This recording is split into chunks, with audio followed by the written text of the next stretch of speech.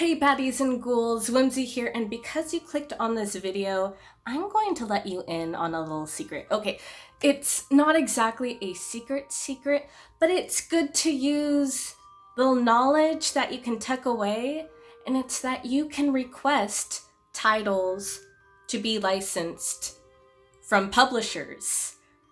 It is true, and to do this, you can politely email their customer service and request a manga title to be translated and licensed into English.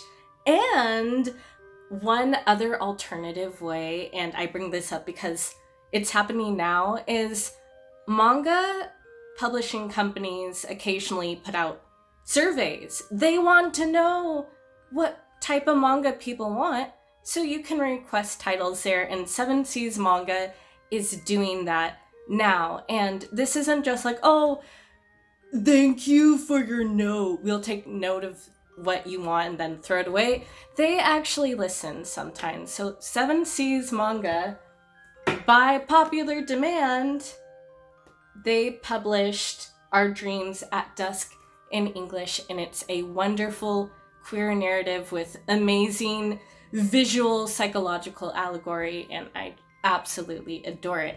And one other little hint, advice for how to make a successful request: look at what books or manga or comics they are currently publishing. So like with Seven Seas, they do like a lot of Yuri boys love queer stuff, so they're more likely to accept a request for a Yuri title. So just kind of look what kind of books, what kind of flavor they are looking for, and that's how you might get a more successful request. But anyways, on to kind of the main purpose of this video. I want to share what titles that are currently in Japanese, maybe some are in French or Spanish already, but they're not yet in English, and I'd love to just easily be able to read them in English and have more people know about these amazing titles. So I'm going to tell you what titles I think are definitely worth publishing. So here we go. Okay, the first title is a fun one. It's called Record of Ragnarok, and it's a battle royale between gods and the humans. So basically all the gods from all the pantheons get together one day and they're like, should we just off humanity? And a Valkyrie descends and she's like, hold up. I think you should decide this in a good old battle royale. 13 human champions, 13 gods. Just duke it out to settle this conflict. So the gods agree, and this kind of, because like everyone is just so attractive, it kind of reminds me of Fate Zero, only with more divine characters. Like, oh my lord, Adam, he has an apple, he has his little fig leaf, and he just runs around in it. And then there's Jack the Ripper, who looks way too fine than Jack the Ripper should. And then Buddha. Oh lord. I'd say that Buddha could get it, but because he has ascended to nirvana and he does not need earthly pleasures, that thing won't interest him, that type of thing. But Buddha is a lot. But yeah, I love the character designs.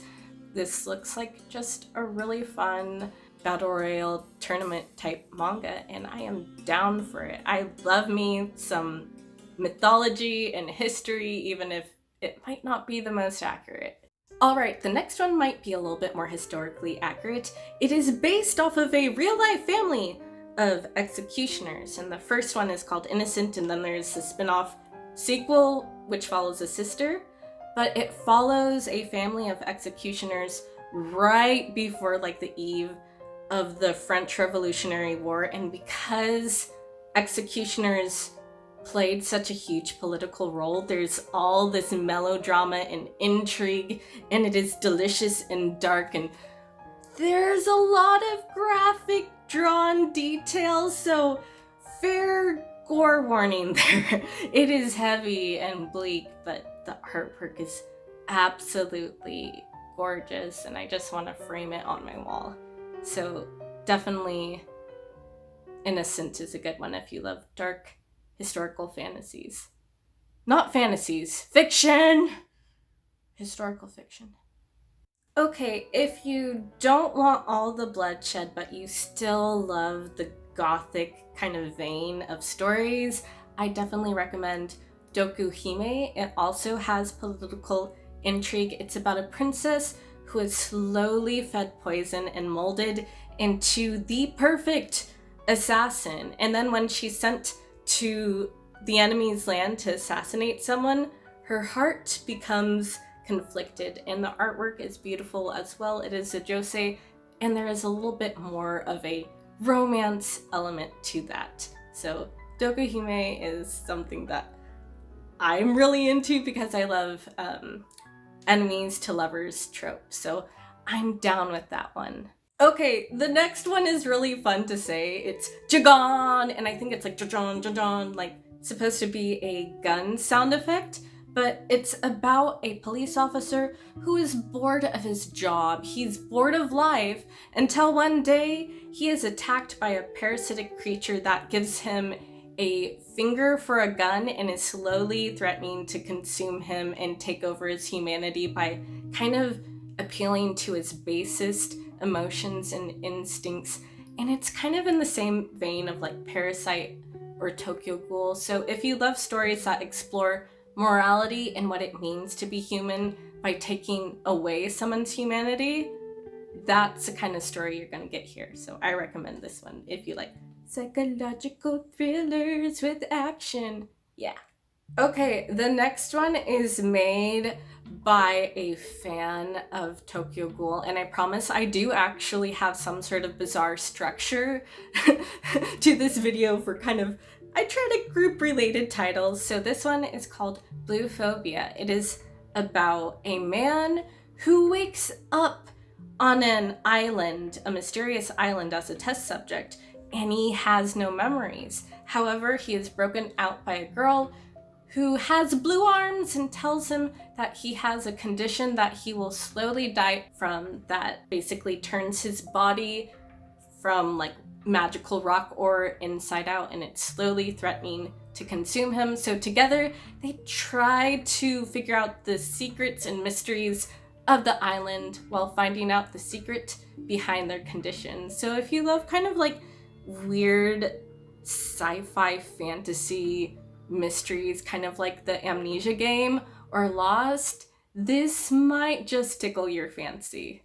Okay, I have another psychological thriller for you, and this one has elements of gothic horror, and I'm going to read out the title because it is long and I do not want to butcher it. So I have my handy dandy Tokyo Ghoul notebook here.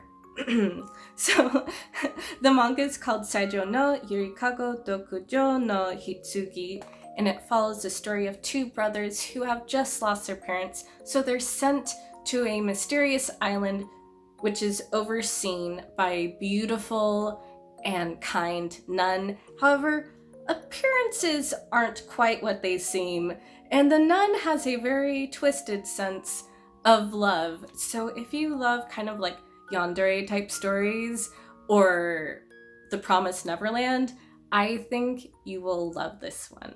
Okay, I'm going to look at my handy dandy notebook for the next one too because it's a tongue twister for me. So it is called Kakukazoku, and literally it kind of translates to nuclear family, and it's about a son who wishes that his family can come together. And they do that literally. So his family starts fusing together, and you can imagine the family drama, like awkward Thanksgivings time 1,000, because you all are slowly starting to share the same body. So it sounds like terrifying and scary. And it's also by the same mangaka who drew and wrote Jinmen, which is the most visually disturbing manga I have ever seen, and I say this as a body horror aficionado, that it is peak uncanny valley, like nightmare fuel. So fair warning, this one is probably going to be disturbing. So if you have a light stomach, pass on it. If you're into the body horror, then just have fun with this one, and I really hope it is licensed.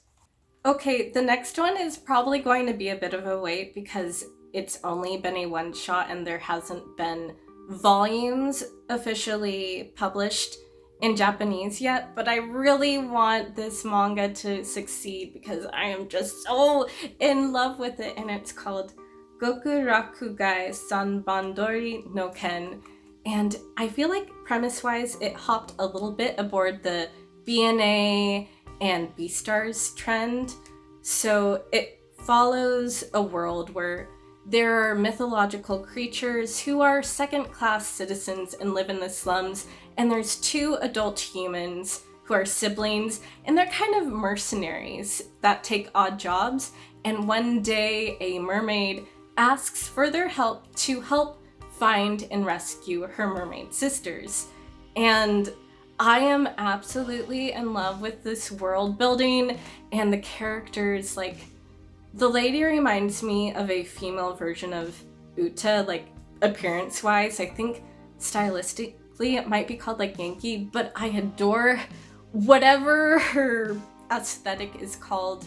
And she's kind of gruff with a heart of gold, and they break rules to help people. And it feels exactly like the kind of story, like out of all of them, this is the story that gripped me most. And it kind of reminds me of a series called Gangsta, like just kind of feeling and character-wise, and it has mafia, and yeah, it's just gripping and exciting, and I want it to succeed.